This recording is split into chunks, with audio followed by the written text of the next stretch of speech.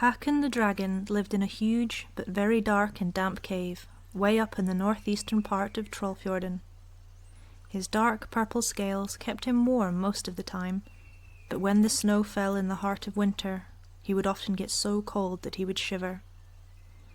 To make matters worse, Håkon didn't have any friends. None of the other animals in the fjord wanted to be friends with the dragon. Håkon spent most of his days cooking and baking. This helped keep his cave a bit warmer. He was quite a good cook too. He made the best caramel shortbread in the whole of Trollfjorden. On days when he went down to the river for a drink, if he was lucky enough to see a fish or two, he'd catch them with his sharp claws, take them back to the cave, and make fish cakes. He'd add a little onion and mashed potatoes and fry them up to perfection. On the 23rd of December, Håkon spent the whole day baking Christmas sweets. He made glazed fruits and fudge, dumplings and cakes, pastries and biscuits. It's almost Christmas Day. I think maybe some of the other animals in the fjord would enjoy a few Christmas sweets, he smiled to himself. He divided them into 5 portions, wrapped them in red and green striped paper, and tied a big golden ribbon around them. As soon as the sun set below the snow-willow-covered hills, Håkon put the packages in a big brown bag and headed into the woods. This will make their Christmas brighter, Håkon giggled. Even though none of the animals ever spoke to him, he enjoyed being nice to everyone. Aha, there's Eva the cow, he whispered. She was sleeping. Her long, shaggy, reddish-brown hair hung to the ground and was touching the snow. Her eyes were shut, and she was snoring. Håkon, being such a big dragon, had to be careful that his sharp horns didn't bump into the tree branches. He had to watch out for his long, pointed tail, too. Sometimes it knocked over bushes or bumped into rocks.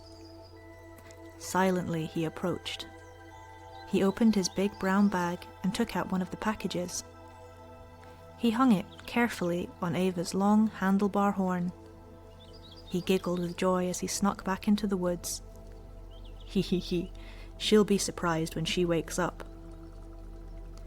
A few minutes later, he spotted Celia, the sheep. She was standing in a meadow filled with wildflowers. Her thick, fleecy wool looked nearly black in the evening sky. I'll set the package on her wool. It's so thick that she'll never even feel it, he smiled. He crept towards her, taking her package out of his big brown bag. Very carefully, he put it down on her wool and then snuck back into the woods. He, she'll love all the sweets. Randy, the raccoon, was napping in one of the ancient oak trees. Håkon nearly bumped into a branch with his horns. Phew, that was close, he frowned. I'd have woken him up, and then it wouldn't have been a surprise. He took Randy's package out of his big brown bag and put it in a hole in the trunk of the tree near Randy's paw. He, when he wakes up, he'll see his sweets right away. He tiptoed quietly into the woods, giggling the whole time. Hannah, the hedgehog, was curled up in a ball under a bush. The sharp claws on Håkon's huge feet nearly crunched him as he walked through the woods. Oops, I didn't see Hannah sleeping down there. He bent over and heard Hannah snoring. He, I'll just set the package down right here in the bush, and when he wakes up, he'll see his sweets. Håkon took the package out of his big brown bag and put it down in the bush and then crept away. He had one more package in his big brown bag and went walking through the fjord, looking for Anita, the grouse. Anita was in her nest, curled up. Her brown and black feathers were tucked away nicely under her body to keep her warm. She heard the noise of snapping twigs and opened her eyes. Coming towards her was a huge black shape. "What's that?" she gulped. Just then she saw it was Håkon. "Oh no, it's the purple dragon that lives in the cave. Is he coming to eat me? What should I do?" she whimpered softly.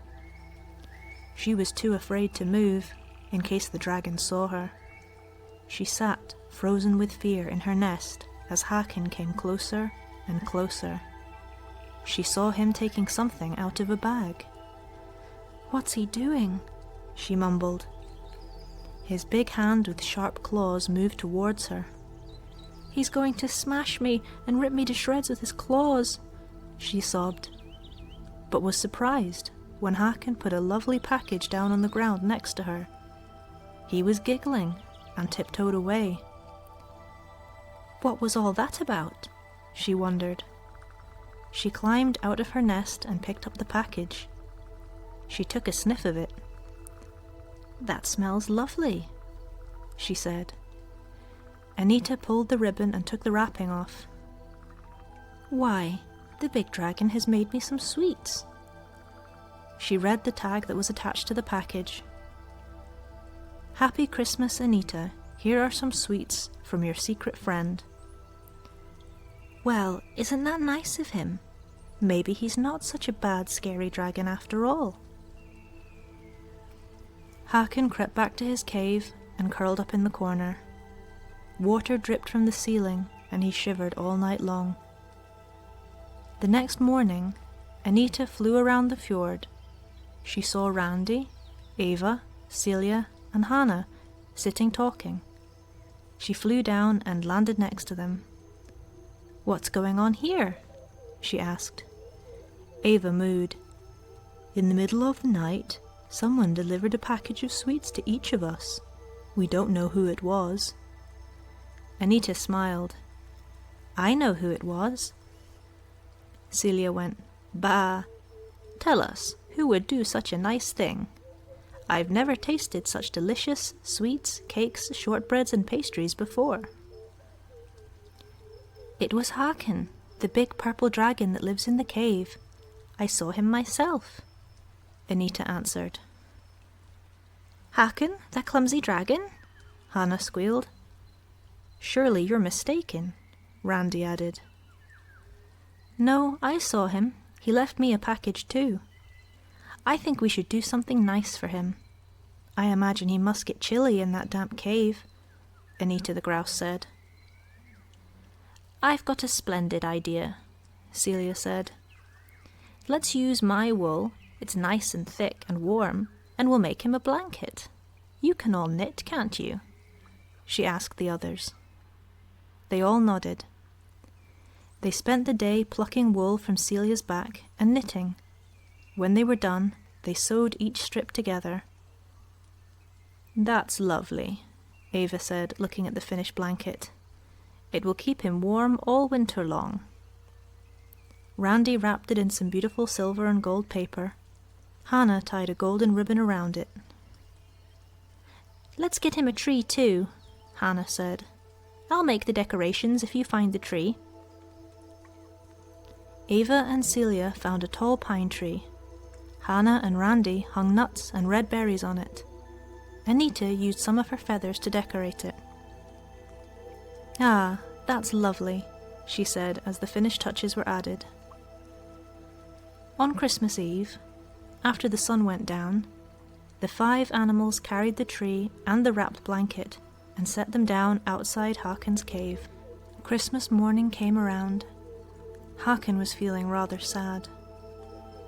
His fingers were cold and his claws were almost frozen like icicles. His horns had frost on them and he couldn't feel his tail, which had been lying on the ground. He stood up and rubbed his arms and went outside. "What's this?" he gasped. He picked up the package. "It's a Christmas present." He laughed. He opened it.